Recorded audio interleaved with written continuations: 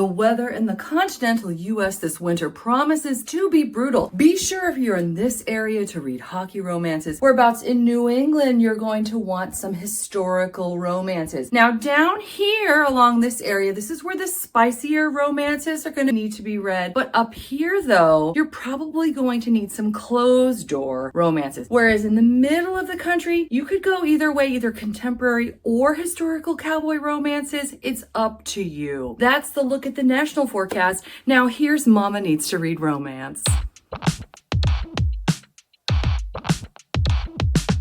Hey everybody, it is the beginning of spring, so what better time than now to go over my top 10 books of winter. Don't count them, it's 10, just trust me. We're going to be looking at my favorite novels and novellas from December of 2024 and January and February of 2025. Again, you don't need to count, it's 10, not 12. Let's start with some novellas. We've got The Fall Risk by Abby Jimenez. I really enjoyed this tale of two people who are something of shut-ins for very different reasons. They're both dealing with their own private pain until one weekend the stairwell of their second floor walk-up is ripped away and they're stuck together for the entire weekend. They get to really connect and it was so much fun.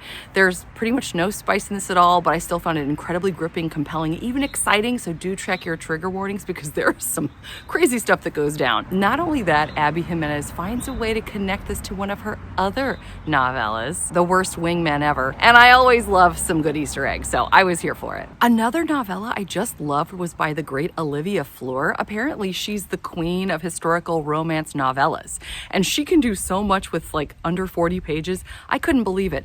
My usual gripe with novellas is that they're not long enough. I don't feel that the characters have feelings for one another. It just isn't working for me, but this one worked in spades.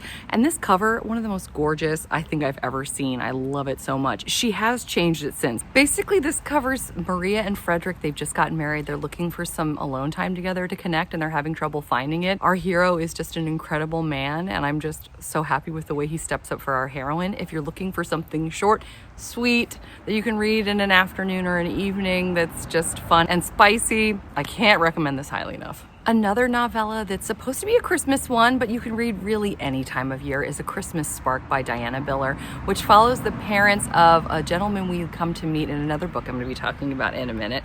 But these are two people, they're scientists who sort of bumble around one another until they realize that they each are pining for the other. It's quiet, it's beautiful, it's deep, it's set in a remote village in the countryside in the 1800s. Little to no spice, but it really delivers on the emotion and the tension. Everyone I know that's read it has just adored it. Another historical romance that's supposed to be kind of Christmassy, but really you can read it any time of year, is 3 Days to be Ruined by Giovanna Siniscalchi. This one is set at a Portugal, I believe, vineyard.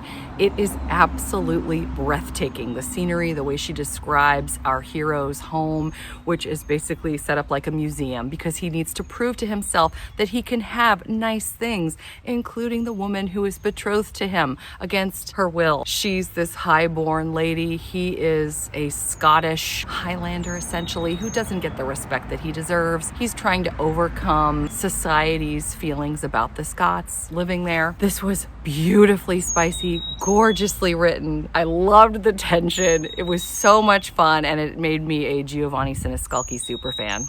So third time's the charm. I'm going to talk to you about another Christmas novella that you can read any time of year. It's also historical romance. This is Fenna Edgewood's The Countess's Christmas Groom. I think I've mentioned this to just about everyone I've spoken to. I try to bring it up in conversation whenever I can. This was one of my favorites. I am now so into Fenna Edgewood as well. I can't wait to read more of her things. But this book here is the beginning of a series that focuses on the aristocratic siblings that live, you know, at the top, and then the family that works for them. So it's very much a Downton Abbey upstairs, downstairs type situation. And in this book, we have a woman who is a widow. She's sort of a pariah because everyone believes she killed her awful, awful husband. One night they're at a Christmas party, which they've had to call people from the stables actually up to the house to be butlers, even though that's not necessarily their thing, to work this Christmas party. So this stable groom comes to be a butler and he and this widow just start immediately connecting. He sees her upset and he comes to her aid. The beautiful way that he has with scared horses really translates well to the empathy that he can have and the way that he can calm people. This was so yummy. The spice was beautiful. Beautiful. I had such a great time with this book. And like I said, I need to read the rest of this series. So good. The last shorter book I want to talk about is by my favorite gal, Cara Bastione. She's one of my favorite contemporary authors of all time, and I had such a great time interviewing her on my channel. She's just amazing. But she wrote Maybe This Time, which many of you I know have already enjoyed. This is an Audible original, only to be found in audio and like Dolby Surround, not in print at all. It's got a full cast, there's sound effects, and it focuses on a woman who is stuck 80 years in the future after traveling into a wormhole, and she somehow is able to use her cell phone one day to call back 80 years in the past to a gentleman who she taught with. They don't really know each other, they're not really friends, and she helps convince him to convince old her not to walk into the wormhole. But as they spend all this time on the phone together and she's helping him to tear the walls down of her old self, feelings start to develop. It was fascinating. It was so fun. And I loved finding out after the fact that the hero, the man who narrated, is none other than this gentleman from Schitt's Creek. I was like, oh my gosh, this is so cool. He did a great job. Both of them did. And I just cannot wait for Cara Bastione's next release. It's going to be amazing. Now, earlier in this video, you may have remembered me mentioning The Widow of Rose House. We had Diana Biller on our Tea and Biscuits book club not too long ago, which was such an incredible experience. It's so funny. Many of us who read this, we were shocked because the cover isn't necessarily one that historical romance fans would necessarily gravitate towards, but it's that old adage, never judge a book by its cover, right? I mean, it's so true in this situation. I think many of us were worried that it would be kind of stuffy or too gothic, but really it hits a beautiful, spiritual, spooky gothic vibe while at the same time really holding true to the historical romance things that we love. The hero, Dr. Samuel Moore, when we did our best book boyfriend bracket of 2025 back in February, Dr. Samuel Moore almost took the whole thing because he's that yummy and delicious of a cinnamon roll hero. I adore this man. And this woman, she's a fierce heroine trying to make her way in the world, trying to make it as an author. But there's a villain who wants to take her down. But Dr. Samuel Moore, who studies ghosts of all things, wants to help her. And as the two of them work to try to solve this mystery, to uncover what's going on in this house that she's desperate to take on, mysteries are solved, beautiful spice happens. It's amazing. I can't recommend this highly enough, truly. If you're even thinking about it, please read it. You will love it. I had the pleasure of having Katie Naiman on my channel earlier this year as well. Good night. This is the first book that this author has ever written. It is insanely good. We have two writers that meet for grad school who used to know one another. They hate each other's guts, or do they? They're sort of stuck in forced proximity with one another as they are forced to work through each other's poetry and seem to discover whether or not they are really in each other's heads, as only maybe poetry can reveal. This level of angst, the tension, the slow burn was so engrossing, so perfect. I loved the college setting as well, but these were mature people too. Because they're in grad school. But anyway, it was so good, and I cannot wait for her to write something else, because I'm telling you, and I said this before and I'll say it again, Katie Naiman, remember that name. She's gonna be big. It's gonna be big. This was so good.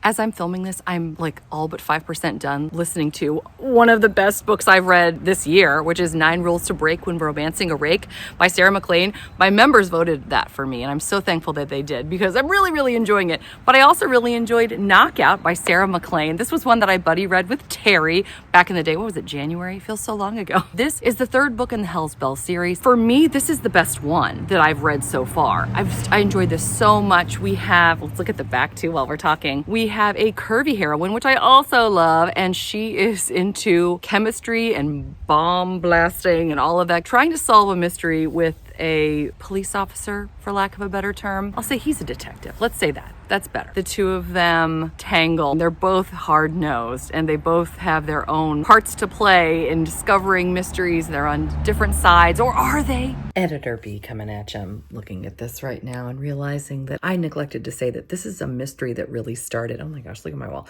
It really started in the first book or even the second book. So I do recommend this if you're going to read the whole series, which starts with Bombshell and heartbreaker. Another aspect that I didn't mention, this is class differences again. She's this highborn lady. He is a detective from the wrong side of the track, so to speak. It was really neat to see each of them in each other's worlds. So I wanted to add that. Anyway, back to other me. I just adored this. It was exciting. The chemistry was amazing. Another fabulous hero in just the way that he takes care of her, the things that he says to her. I love Terry, who read this a little faster than I did, kept saying, "Get your swooning chair out." Because it really is just beautifully written. The love scenes are fantastic. Yeah, it's really everything that you want in a historical romance, especially for some of us. I know people have said lately, some historical romance just isn't as interesting. It's not as exciting. You're going to get that here. Another one that just sort of fell into my lap. I was so excited to read it. It's Only in Your Dreams by Ellie K. Wilde. This, I had not heard of this author before, but something about the cover I think just reached out to me. So I grabbed the ARC and I'm so glad I did because this book is so much fun. We have two enemies to lovers. If you're enjoying that trope, you're going to love this. Also, our hero is her brother's best friend, or he was. Whatever happened, we don't know.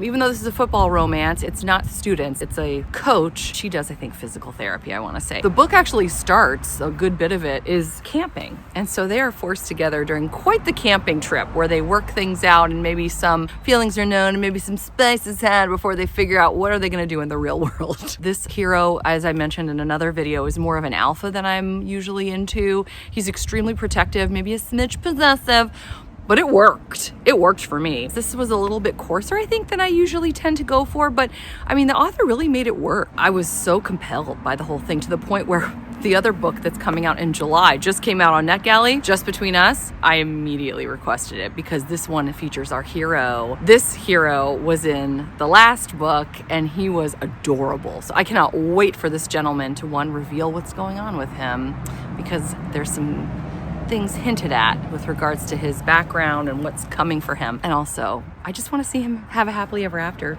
because he's fabulous and he's yummy, so can't wait. Here comes the biggest surprise I had so far in 2025, The Wolf of Mayfair by Christy Caldwell. This was my first Christy Caldwell, and as I started to read it, I thought, oh no, this is not for me because I did not like the hero at all. But good night, Christy Caldwell is quite the writer, and the wolfish ways of our hero make this book incredibly unputdownable. I had to keep turning pages to see what was going to happen, to see her break down his walls. It's similar to, and I've said this before, it reminds me a little bit of Devil in Winter because we have a rake and we have a redheaded gal who is a lot more fiery and passionate and has more guts than people really give her credit for. And that's what we have in The Wolf of Mayfair as well. We have a damaged rake. He's literally scarred emotionally, physically, and then we have a Scottish lass who is looking for her godmother because she is in a fix. And instead of finding her godmother in the middle of this house in the middle of a snowstorm, she unfortunately finds the son, who is the Wolf of Mayfair. She basically cons him into letting her stay in the house, but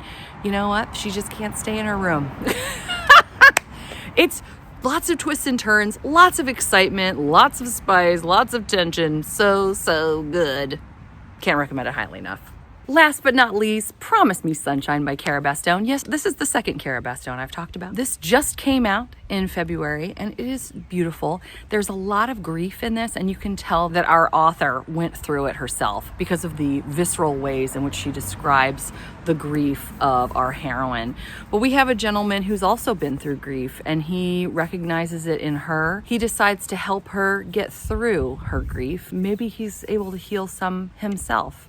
This is very much set in New York City, like all of the other Cara Bastone books, which is just so fun. I found this to be so real, empathetic, emotional, but also funny. I came away from this read feeling the overall idea that even though life is quite hard, there's beauty to be found, which is a message I don't think we can hear often enough. Can't close out this video without mentioning Promise Me Sunshine.